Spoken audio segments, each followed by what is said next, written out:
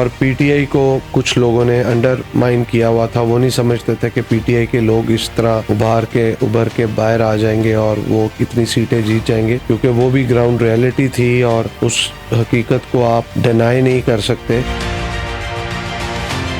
इस तमाम सिनेरियो के अंदर तमाम पॉलिटिकल पार्टीज इस वजह से शोर मचा रही हैं बिकॉज जिनको इतनी सीटें नहीं मिलनी थी उनको इतनी सीटें मिल गई, और पीपल्स पार्टी या और शायद कोई और जमात हो जिनकी सीटें ज्यादा थी उनकी सीटों को कम कर दिया गया और ये पीपल्स पार्टी के साथ ज्यादती की गई।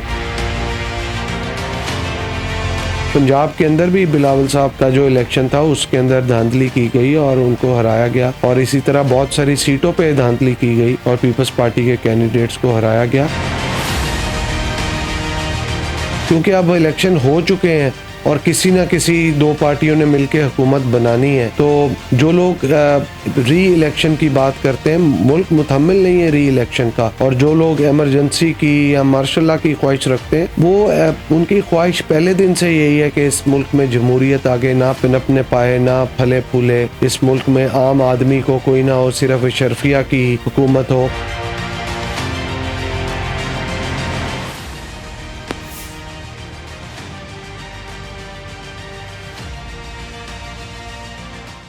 अस्सलाम वालेकुम नाज़रीन, आप देख रहे हैं इनकलाब ज़माना। मैं हूं आपकी होस्ट हफ्सा मलिक। आज मेरे साथ एक कानूनदान, एक सियासतदान जो कि जुल्फ़कार अली बदर साहब मौजूद हैं। इनसे जानेंगे कि पीडीएम पार्टू में कितनी सच्चाई है और ये जो 12 जमातें कहती हैं किसकी कहाँ हुक्मरानी होगी, कौन सदर होगा, जो सबसे ज़्यादा कि पाकिस्तान का अगला वज़ीर आज़म कौन होगा, जानते हैं सब कुछ जुल्फ़कार अली बदर साहब से। अस्सलाम वालेकुम सर। वालेकुम अस्सलाम।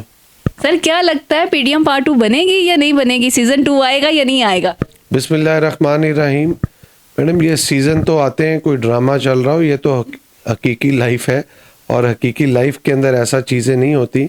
ये जो आजकल मौजूदा हालात के अंदर आप देख रहे हैं, आपको तो अप्रिशिएट करना चाहिए कि chairman Pakistan People's Party Bilawal Bhutto Zardari sahab ने एक अनकंडीशनल सपोर्ट कहा है कि PMLN को हम अनकंडीशनल सपोर्ट देते हैं, वोट लें, अपना प्राइम मिनिस्टर बनाएं, अपने कैबिनेट मेंबर्स बनाएं और खुद हुकूमत करें। हम हुकूमत का हिस्सा नहीं बनना चाहते, तो ये तो अप्रिशिएट करना चाहिए। लोग तो इसको बहुत सराह रहे हैं और इस पे नून लीग वालों को थोड़ी सी हिम्मत करनी चाहिए कि अगर मियां नवाज शरीफ साहब नहीं प्राइम मिनिस्टर बन रहे और मियां शहबाज शरीफ साहब को नॉमिनेट किया है, तो मियां साहब अपने लोगों की टीम ला के इस मुल्क में जितने भी इश्यूज़ हैं, इंटरनल एक्सटर्नल और एक पॉलिटिकल और इकोनॉमिक स्टेबिलिटी लाने के लिए जो भी मेजर्स लेने हैं उस पे आके पॉलिसी बनाएं और डिलीवर करें।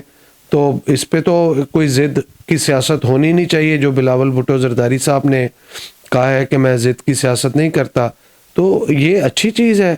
और ये पीडीएम पार्ट 2 का इससे कहीं दूर दूर तक ताल्लुक़ नहीं है। वो पीडीएम बनी थी, वो भी बिलावल भुट्टो जरदारी साहब ने पीडीएम का प्लेटफॉर्म बनवाया था कि तमाम political stakeholders, political parties को इकट्ठा किया था, वरना तो बहुत मुश्किल था कि ये पॉलिटिकल पार्टीज़ भी आके इकट्ठी होती और बैठती एक अंडर वन रूफ। तो मैं ये समझता हूँ कि अभी भी पाकिस्तान पीपल्स पार्टी ही एक मैच्योर जमात है और मैच्योरिटी का मुजाहरा कर रही है कि वो इस मुल्क को, जो बिलावल साहब ने नारा लगाया पाकिस्तान खपे का, और उस नारे की बुनियाद के ऊपर कि तमाम मुल्क के वफाकी इलामत पीपल्स पार्टी है, इस मुल्क को जोड़ के रखा हुआ है, चारों सूबों की जंजीर जो वो पीपल्स पार्टी है, जिसके बारे में पहले कहा जाता था बेनज़ीर बेनज़ीर, तो वो अब आज भी पीपल्स पार्टी बीबी शहीद की जमात है जिसने फेडरेशन की सियासत की है और तमाम मुल्क को जोड़ के रखा हुआ है। तो बिलावल साहब का नारा लगाने का मकसद भी यही था पाकिस्तान खपे का कि हम इस मुल्क का निज़ाम को चलाना चाहते हैं। हम हैविंग सो मैनी रेजर्वेशंस, तहफ़्फ़ुज़ात होने के बावजूद हम समझते हैं कि ये निज़ाम आगे चलना चाहिए। और पीपल्स पार्टी चूँकि मेजॉरिटी में नहीं है, तो जो भी पार्टियां जमात मेजॉरिटी नंबर लेके आई हैं, पीपल्स पार्टी उनको सपोर्ट करेगी और वो अपना बनाए, हुकूमत बनाए। उसके अंदर पीटीआई जो है, उनके जो इंडिपेंडेंट्स लोग हैं, वो पीपल्स पार्टी से बात नहीं करना चाहते। तो पीपल्स पार्टी से जिसने सपोर्ट मांगी है वो PMLN है, और पीपल्स पार्टी ने उनको सपोर्ट का ऐलान कर दिया चेयरमैन ने कि हम उनको वोट देंगे और कानून साजी में भी उनकी सपोर्ट करेंगे, लेकिन हम काबीना का हिस्सा नहीं बनेंगे। तो मैं समझता हूँ ये बहुत खुशाइन चीज़ है। अच्छा, मैंने आपकी बात काटूंगी यहाँ पर, सॉरी। वो ये कि कोई भी हुकूमत इलेक्शन का सामने रोला डाला था कि इलेक्शन हो। जब इलेक्शन हो गए, अब सबको कह रहे हैं कि अब बैठे हैं, कोई हुकूमत लेने को तैयार ही नहीं है। ये क्या मामला है? देखिए, असल इसके अंदर चीज़ थी कि तमाम पॉलिटिकल पार्टीज़ ये समझ रही थी कि उनको मेजॉरिटी मिलेगी। जब मेजॉरिटी मिलेगी तो, और पीटीआई को कुछ लोगों ने अंडरमाइन किया हुआ था। वो नहीं समझते थे कि पीटीआई के लोग इस तरह उभर के बाहर आ जाएंगे और वो कितनी सीटें जीत जाएंगे, क्योंकि वो भी ग्राउंड रियलिटी थी और उस हकीकत को आप डिनाई नहीं कर सकते। तो वो लोग भी काफ़ी सीटें जीत के आए हैं। अगर वो हमारे से सपोर्ट मांगते तो पीपल्स पार्टी की लीडरशिप सोचती उनको सपोर्ट देने के बारे में, देनी है या नहीं उनको सपोर्ट। तो लिहाजा बात कहने की ये है कि इस तमाम सिनेरियो के अंदर तमाम पॉलिटिकल पार्टीज़ इस वजह से शोर मचा रही हैं बिकॉज जिनको इतनी सीटें नहीं मिलनी थी उनको इतनी सीटें मिल गई, और पीपल्स पार्टी या और शायद कोई और जमात हो जिनकी सीटें ज़्यादा थी उनकी सीटों को कम कर दिया गया और ये पीपल्स पार्टी के साथ ज़्यादती की गई। तो इस तमाम मामले के अंदर हमने जितनी भी सीटें मिली हैं उनको एक्सेप्ट करके हमने कहा कि अब हम किसी ऐसे ज़िद के अंदर या ऐसे मामलात के अंदर या एहतजाज के अंदर नहीं जाना चाहते। हम चाहते हैं ये निज़ाम चले और जो भी हुकूमत बनाना चाहते हैं हम उसको सपोर्ट करेंगे। और ये सारी बात है। अब इलेक्शन तो जैसा भी हुआ सबको पता है कि जो हार रहे थे उनको जिताया गया, जो जीत रहे थे उनको हरा दिया गया। तो इसी तरह हमारे साथ भी ज्यादती हुई। जैसे रावलपिंडी साहब, मीन के कमिश्नर साहब ने ये कहा है रावलपिंडी के कि ये जो धांधली हुई है 17 हज़ार वोटों की, तो उसके बाद एक नई लहर आ गई पंजाब के अंदर के इलेक्शन। लोग कहते हैं कि इलेक्शन जो होंगे री इलेक्शन होंगे, कोई कहता है इमरजेंसी लगेगी, कोई कहता है मार्शल लगेगी। क्या लगता है कि री इलेक्शन होंगे? क्या मुल्क में अब इलेक्शन चलेगा? एक्चुअली सियासत जो है वो ख्वाहिशात का खेल नहीं है। इस मुल्क में ये जो इलेक्शन होना था, इस इलेक्शन के थ्रू ही इस मुल्क में स्टेबिलिटी आनी थी और इंटरनेशनल जितने एजेंसीज़ हैं, मुल्क हैं, उन्होंने पाकिस्तान के साथ बातचीत करनी थी। तो वो इलेक्टेड गवर्नमेंट के साथ ही बातचीत करते हैं। क्योंकि अब इलेक्शन हो चुके हैं और किसी ना किसी दो पार्टियों ने मिलकर हुकूमत बनानी है, तो जो लोग री इलेक्शन की बात करते हैं, मुल्क मुतहम्मिल नहीं है री इलेक्शन का। और जो लोग एमरजेंसी की या मार्शल लॉ की ख्वाहिश रखते हैं, वो उनकी ख्वाहिश पहले दिन से यही है कि इस मुल्क में जमहूरियत आगे ना पनपने पाए, ना फले फूले। इस मुल्क में आम आदमी को कोई ना हो, सिर्फ अशरफिया की हुकूमत हो और चंद लोगों की जो है वो कब्ज़ा रहे हुकूमत में और अपनी मर्ज़ी से नॉन इलेक्टेड लोगों को। तो ये उन लोगों की ख्वाहिश हो सकती है, लेकिन ये हकीकतमंदाना इक़दाम नहीं है। ना ऐसा होगा, ना ऐसा नज़र आ रहा है। बिकॉज़ इस मुल्क में ने आगे बढ़ना है, फलना फूलना है, उसके लिए आपको जमहूरियत को ही मजबूत करना पड़ेगा, इदारों को मजबूत करना पड़ेगा और तमाम इदारों को आपस में बाहमी ताल्लुकात बातचीत के ज़रिए हल करके इस मुल्क को आगे लेके चलना पड़ेगा, जिससे इस मुल्क को और इस मुल्क के अवाम को फ़ायदा हो। जैसे पीटीआई ने हाथ मिलाया, जमात इस्लामी से हाथ मिला लिया, एमडब्ल्यूएम से हाथ मिला लिया और भी बहुत सी जमात इस्लामी जमातों से हाथ मिला लिया, तो क्या पीटीआई जो है वो पीपल्स पार्टी से हाथ मिलाएगी या पीपल्स पार्टी जो है नून के साथ दगा नहीं करेगी, नून के साथ रहेगी? देखिए, असल बात यह है कि पीटीआई का जमहूरी हक है, वो जिस मर्ज़ी के साथ अपना इत्तेहाद करे।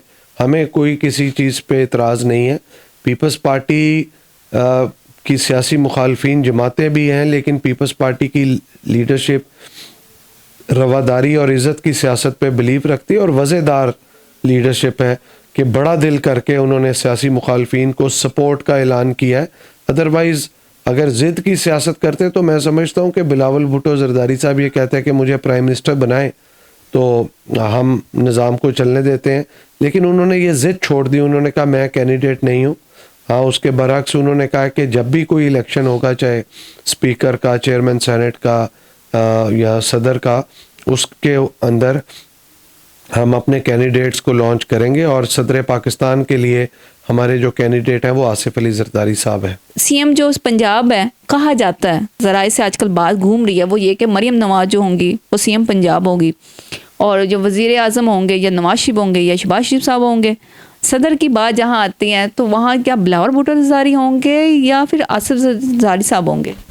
देखिए, असल बात यह है कि ये जो सिंध के हवाले से बातचीत कर रही हैं जमातें, MQM का तो जिस तरह का मैंडेट इनको मिला है, वो इनको 17 सीटें मिली हैं, 18 सीटें, तो ये सारा जो मैंडेट है ये तो इनको दिलवाया गया है। लेकिन हम कहते हैं जो भी मिल गया, लेकिन कराची के शहर के ऊपर पीपल्स पार्टी कोई कॉम्प्रोमाइज़ नहीं करेगी।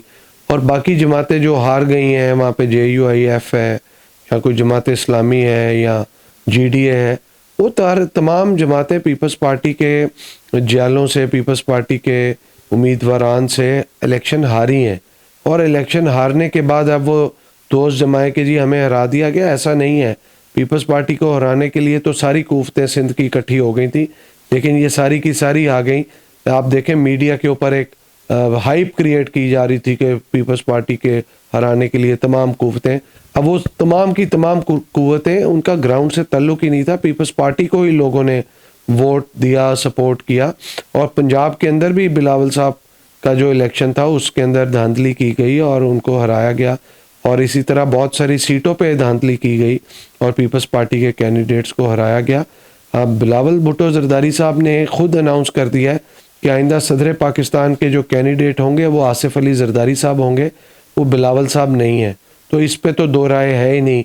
और हम सब ये ख्वाहिश रखते हैं और देखना चाहते हैं आसिफ अली ज़रदारी साहब को दोबारा सदर पाकिस्तान, जिसके लिए पीपल्स पार्टी हर एक जो मेंबर पार्लियामेंट है उससे रिक्वेस्ट करेगी कि वो वोट आसिफ अली ज़रदारी साहब को दें सदर पाकिस्तान का। बिलावल भुट्टो ज़रदारी और आसिफ ज़रदारी साहब के बारे में ये कहा जाता है कि दोनों में कॉन्फ्लिक्ट आता है, पार्टीज़ को लेके, सियासत को लेके, सीट को लेके। ये कितना सच है इसमें?